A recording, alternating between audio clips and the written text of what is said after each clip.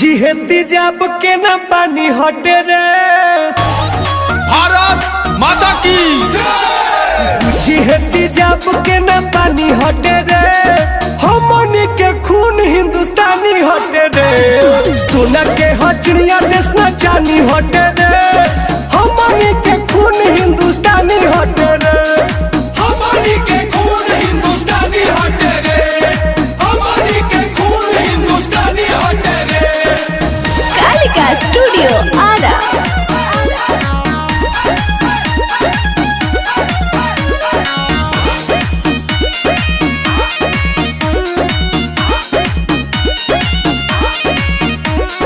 कन्या कुमारी से कश्मीर धैले।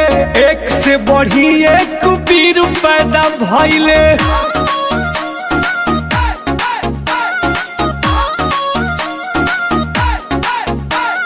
भगत सिंह आजाद और गांधी जी ले आइल रहले क्रांति के आंधी जी।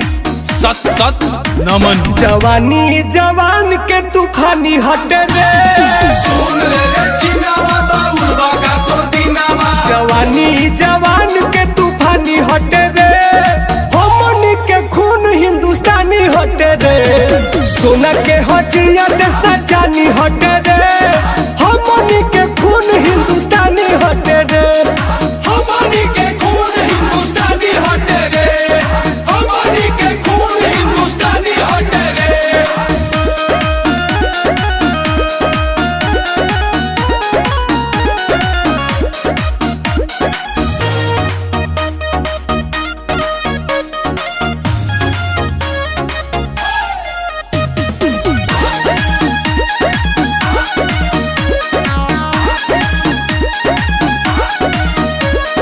बाबा साहेब भीमराव अम्बेडकर जी महान लिख दिहनी दुनिया के बड़ संविधान।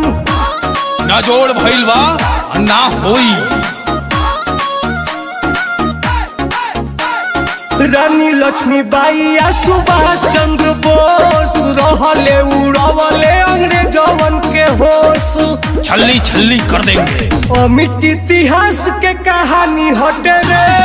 भारत है महान पाकिस्तान तू नादान है। अमिट इतिहास के कहानी हटे रे।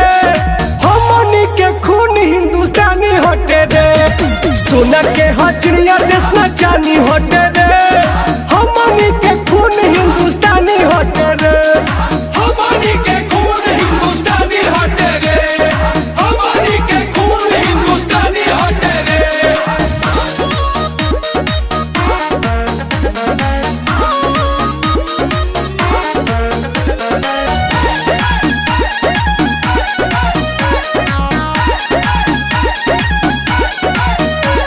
तिरंगे के छाप में दिलेर जीते हैं। शेर के औलाद यहाँ शेर जीते हैं।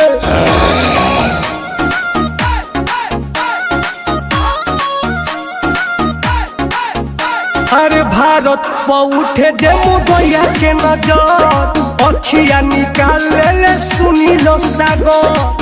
मेरा भारत अमृत का गागर है। टुन्नो नील बिकुसानी हटे रे। कबो नइखे झुकल कबो झुकी ना तिरंगा। टुन्नो राजेश रोहित सानी हटे रे। हमनी के खून हिंदुस्तानी हटे रे। सोना के हचड़िया देश न चानी हटे रे।